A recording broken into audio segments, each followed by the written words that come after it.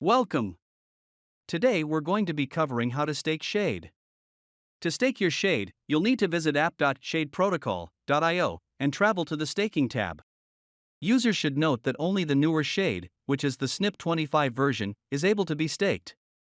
If users hold the SNP24 version of Shade, which is sometimes referred to as Old Shade, they can migrate to the newer version on the Migrate tab. On the staking interface, users will notice two distinct sections, the staking/unstaking section and the user staking information section. Within the staking portion of the UI, users will be able to see the current APY for Shade staking directly below the input field. If users do not have a viewing key created for Shade, you'll see a button to create a viewing key.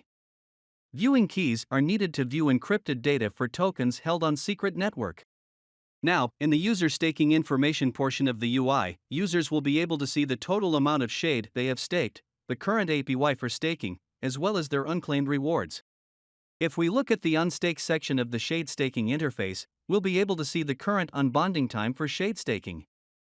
Currently, unbonding times are set to 7 days.